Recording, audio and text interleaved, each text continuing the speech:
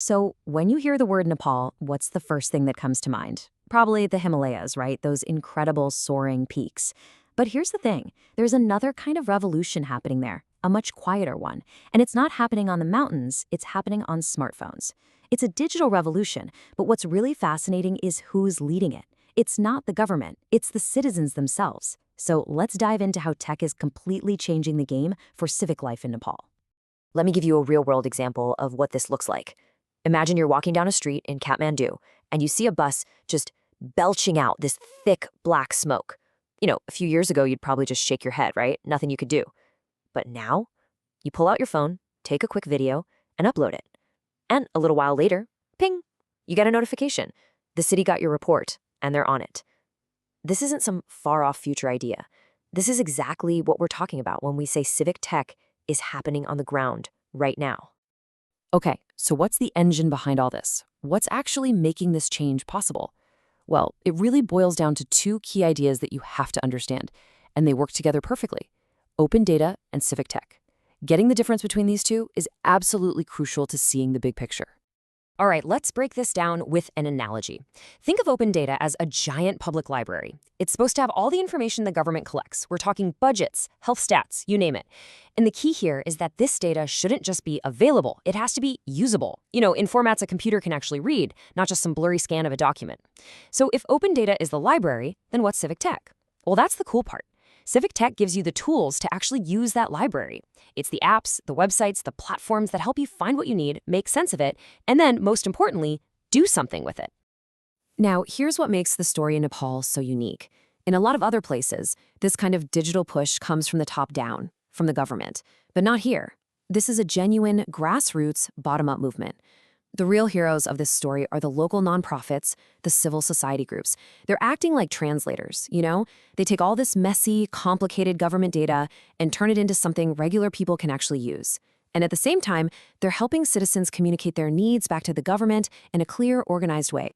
So who are these architects of change? Let's meet the key players. We're talking about a small but powerful group of nonprofits that have created this incredible ecosystem.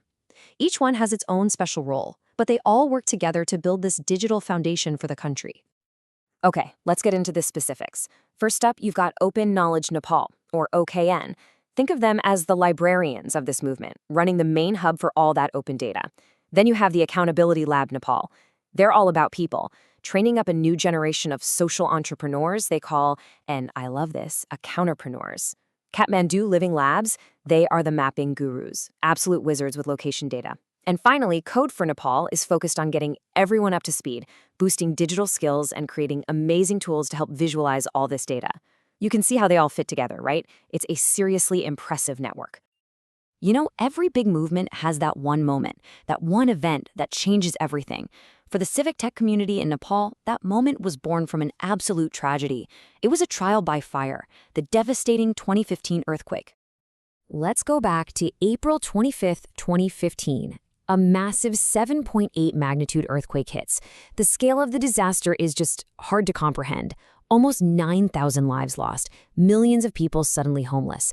And for the rescuers on the ground, the challenge was just monumental.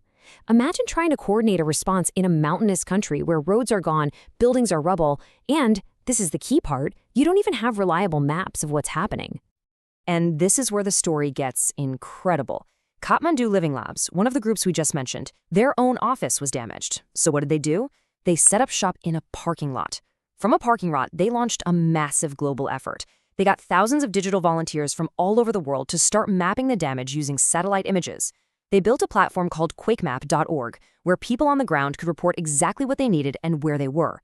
Suddenly, you have this live, constantly updating map that the Nepal Army and the Red Cross could use to send help exactly where it was needed. It was a total game changer.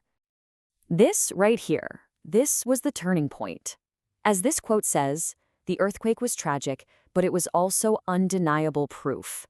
It showed everyone that civic tech wasn't just some toy for computer geeks.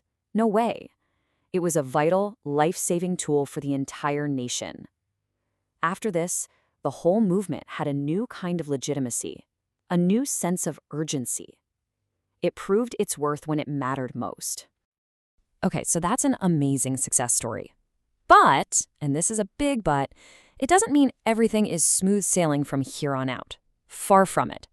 Despite those moments of brilliance, there are some really big systemic challenges that are slowing things down. First and foremost, you've got the classic digital divide.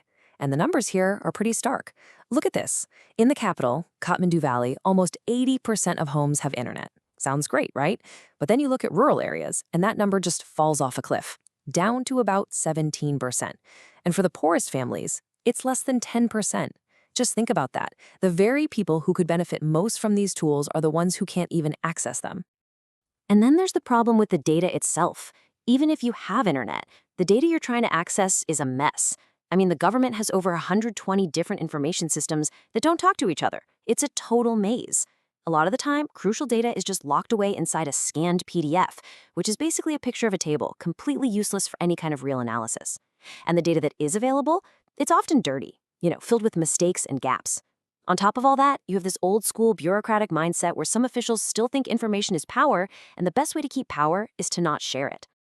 So all these challenges bring us to where Nepal is right now. It's really at a crossroads. And its digital future is being pulled in two different directions by two very powerful and maybe even conflicting ideas.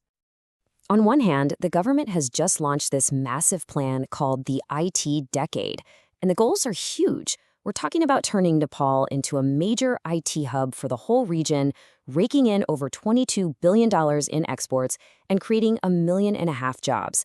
It's a classic top-down, commercially driven vision. And right there, that's the central tension. You've got the government's IT Decade, which is all about a commercial logic. It's about money, exports, jobs.